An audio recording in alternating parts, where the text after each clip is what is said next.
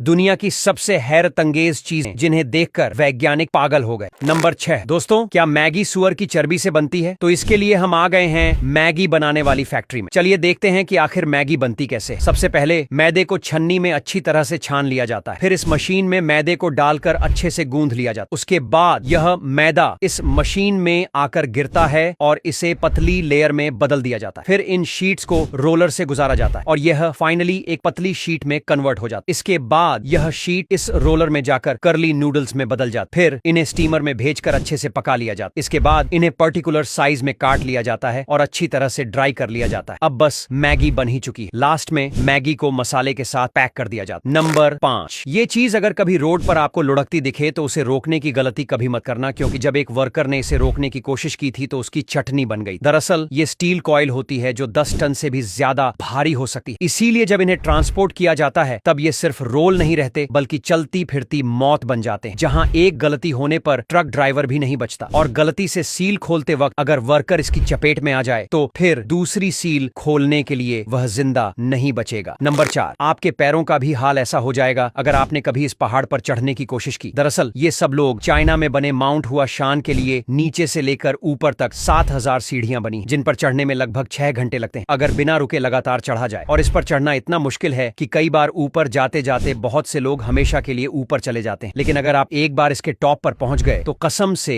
ऊपर से जो भी व्यू मिलेगा वह आपकी जिंदगी का सबसे बेहतरीन होगा। नंबर 3, जैसे ही ज्वालामुखी में ब्लास्ट होता है लोग उससे दूर भागने लगते हैं, लेकिन जियोलॉजिस्ट ज्वालामुखी के करीब भागते हैं। मगर क्यों? इसके 2 रीजन। पहला, इस गर्म फ्रेश लावा में बहुत सी जानकारी होती है जिसे हासिल करने के लिए जियोलॉजिस्ट इसे कलेक्ट करके लैब में रिसर्च करते हैं। इसका मकसद यह समझना होता है कि ये वोल्केनो आखिर क्यों फटा और फटा तो कैसे, ताकि भविष्य में किसी दूसरे वोल्केनो को फटने से रोका जा सके। दूसरा, कभी कभी वोल्कानिक इरप्शन के बाद लोगों को बेशकीमती जेमस्टोन और हीरे भी मिल जाते हैं, हालांकि इनका मिलना बहुत ज्यादा रेयर होता है। नंबर 2, अगर बेवकूफी का कोई अवार्ड होगा तो वह यही आदमी जीतेगा, क्योंकि यह एक मरी हुई व्हेल के ऊपर खड़ा होकर डांस कर रहा है, जो शायद इसका आखिरी डांस भी हो सकता था। दरअसल जब एक व्हेल मरती है तो मरने के बाद वह बम में बदल जाती है। इसकी वजह यह है कि डिकम्पोजिशन के दौरान उसके शरीर में हार्मफुल गैसें बनने लगती हैं, जिससे व्हेल की बॉडी फूलकर कड़ी हो जाती है। फिर गैस के इंटेंस प्रेशर के कारण वह अचानक से फट सकती है और अगर कोई इंसान इसकी चपेट में आ जाए तो उसकी जान भी जा सकती है। यह शख्स तो किस्मत से बच गया क्योंकि वह व्हेल नहीं फटी। नंबर 1, काजू तो हम सब खाते हैं, पर क्या आपको पता है कि काजू के फल से काजू पनी अल्कोहल बनाई जाती है? गोवा में लोग इस अल्कोहल को बड़े चाव से पीते हैं, लेकिन इसे बहुत ही गंदे तरीके से बनाया जाता है। सबसे पहले यह लोग काजू के फल को जमीन से बीन कर इकट्ठा करते हैं। जब ये इकट्ठा हो जाते हैं तो इन सारे फलों में से काजू को निकाल लिया जाता है। इसके बाद काजू के फ्रूट को पैरों से मसल कर इसका सारा रस निकाला जाता है। यह रस जमीन पर बहते हुए एक गड्ढे में इकट्ठा होता है। जहां थोड़ा बहुत रस बच जाता है उसे मशीन में डालकर निकाल लिया जाता है। फिर इसे पैरों से दोबारा मसलकर बाकी रस भी निकाला जाता है। सारे फलों के रस को अच्छे से निचोड़ने के लिए रस वाले बैग को दबाकर उसके ऊपर भारी पत्थर रखा जाता है ताकि एक बूंद भी न बच सके। अब इस रस को बड़े बड़े कंटेनरों में भरकर 3-4 दिनों के लिए छोड़ दिया जाता है। इसके बाद इसे एक मिट्टी के मटके में डालकर अच्छे से सील किया जाता है और कई दिनों तक पकाया जाता है, तब जाकर यह अल्कोहल तैयार होती है। अब यहां तक वीडियो देख ली है तो फिर वीडियो को लाइक और शेयर करना बिल्कुल भी मत भूलना। धन्यवाद।